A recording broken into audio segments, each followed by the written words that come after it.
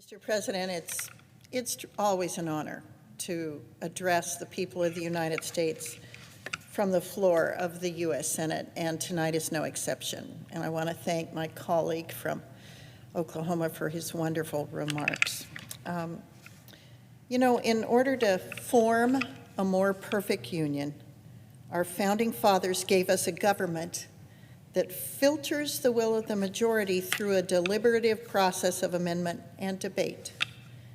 For centuries, this has meant that legislative change, while slower in the United States than some other countries, is moderated through healthy compromises and informed by a greater number of voices. This, in turn, has tended to give us legislation that benefits more Americans. In recent decades, one of the most important factors in this process has been the Senate filibuster. It's one of the defining characteristics that sets the Senate apart from the House. And I served in the House. I remember how frustrating it was to send bill after bill to the Senate, only to watch those bills die. But because the House is set up on a more partisan basis, some of the bills we sent over here were pretty partisan. So the Senate has a chance to either look at those and reject them as merely partisan, or more frequently take up bills that have been crafted on a bipartisan basis in this body. And I respect that. The House is about simple majority rule. But the Senate, thanks in part to the filibuster, is defined by the rights of the minority party. Simply put, it gives the party not in power a voice to speak for forgotten Americans and for small states like Wyoming. I'm continually amazed at the whiplash-inducing about-face that Senate Democrats are doing on this issue. And it was mentioned earlier by the previous speaker. Senate Democrats may be trying to end the filibuster today, but until recently they sang a very different tune, as was pointed out. Majority Leader Schumer in 2005 said that abolishing the filibuster would be doomsday for democracy. Doomsday. Majority Whip Durbin said in 2018 that ending the filibuster would be the end of the Senate as was originally devised and created, going back to our founding fathers. Vice President Harris signed a letter in 2017 with 31 Democratic senators urging the protection of the filibuster. President Biden was also a big supporter of the filibuster, calling it a senator's right to require 60 votes for legislation, and claiming that efforts to undermine the filibuster are a power grab by the majority party. Well, today, President Biden and Senate Democrats are trying to do just that, grab power. They're trying to overhaul our voting system by nuking the filibuster and seizing unchecked power. Now, some of their more level-headed and forward-thinking colleagues really are hesitant to do that, to their great credit and to the benefit of the institution of the Senate. My colleagues Kirsten Sinema and Joe Manchin recognize that what goes around comes around. Senator Manchin criticized the idea of a filibuster carve-out for election takeover legislation, saying anytime there's a carve-out, you eat the whole turkey. There's nothing left. Senator Sinema wrote in the Washington Post that Democrats had more to lose than gain by changing filibuster rules, noting that the best way to achieve durable, lasting results is through bipartisan cooperation. You know, I agree. We saw it earlier this year. The infrastructure bill was the product of bipartisan discussion. and it produced legislation that had an overwhelming majority of the votes in this Senate. Now, I was not a yes vote on that bill. I was a no vote on that bill. I felt it spent too much money. But I'll say this, it was a fine work product that was developed by people of goodwill in both parties.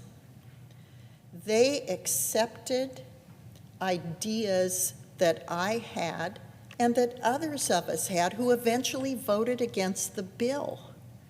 And they worked tirelessly for months.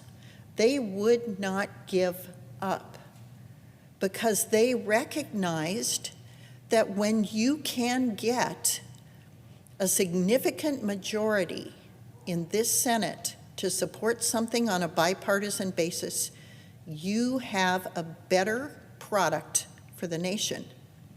And I'll say, I am proud of their work. I compliment them as frequently as I can for that work product, even though I didn't vote for it. It was an example of true bipartisanship, a true bipartisan compromise. That's another reason that I've worked with my friend from Arizona, Senator Sinema, and with my friend from Oregon, Ron Wyden, on financial innovation. I had never met Ron Wyden until that bill, that infrastructure bill, came to the floor. And it had an amendment on the definition of broker that would apply in financial innovation instances. And it did not adequately represent what really happens in the world of digital assets. So Senator Wyden and I met here on the floor. We became friends, started working on financial innovation issues, digital assets. And even though we were unsuccessful in changing the definition of broker in that bill, it forged a working friendship that I am confident will last for as long as I'm here and as long as he's here together. That's one of the reasons that I've come to believe so strongly in the filibuster. I saw it work in that specific piece of legislation, even in my first year in the U.S. Senate. So it's why I've worked with Sheldon Whitehouse from Rhode Island on a foreign agent registration reform. It's why I've worked with other members of the other party on issues where we see more common ground than we see differences. If you want lasting change, it requires broad bipartisan support. Otherwise, the next administration will work to overturn your actions. The last time Democrats changed the filibuster, it ultimately led to 3 Supreme Court justices picked by President Trump. If Democrats thought that was bad, they should think carefully before changing the filibuster for other legislation. We should all think long and hard as we prepare to vote over this radical proposal. I implore my Democrat colleagues, consider when the Senate was in Republican hands and when President Trump wanted Republicans to end the filibuster. Republicans rejected the Republican president's request to end the filibuster. And they did it out of respect for this institution. I'm sure it was frustrating for the previous president. In some ways, it was frustrating for people like me. I was not in Washington during the 4 years of the Trump presidency. I was here during the 8 years of the Obama presidency, serving in the House. I was not here during the Trump presidency. I was back in Wyoming In that time, we were characterized as being a big red state where a bunch of people in a basket of deplorables, I was in there with them, were living and clinging to their guns and their Bibles, and we were treated like outcasts in our own country. And it felt antagonistic. It was part of what creates this great divide that this country is in right now. That's how we felt about ourselves. And I gotta tell you, that's how we felt when President Biden went to Georgia and gave a speech and compared anyone who didn't support election reform to people like George Wallace. He compared people in my state and me, quite frankly, to a bunch of racists. And that rhetoric is so damaging to trying to heal this country. We all know our nation's divided right now, and yesterday didn't help. If we want a more perfect union than we have today, we need more compromise, not less. That's why we have institutional norms like the filibuster. When one party starts tearing up the norms, they might gain in the short term, but they do irreversible, lasting damage, not only to our institutions, but to our e pluribus union, out of many one. If we want to be one, we should keep the filibuster in place. As those entrusted with the upkeep of our Constitution for future generations, we need to take a longer-term view of what will be best for the country, not just our short-term political aspirations. Our founders understood that the ends do not always justify the means.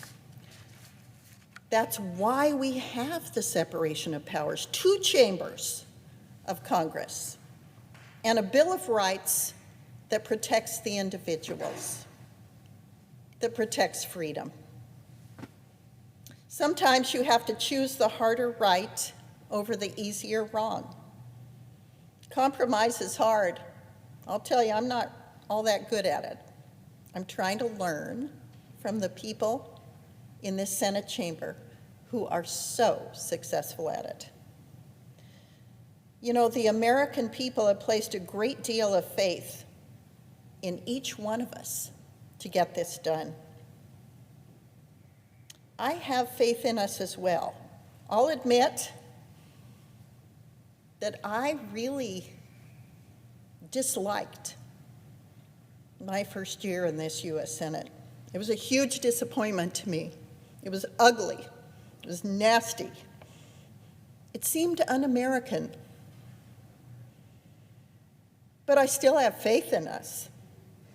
We need to protect our institutions. One of those institutions is the filibuster. I think it will allow us to continue to be a nation that is out of many, and yet is still one. God willing, that will be the case. Thank you, Mr. Chairman. I yield back.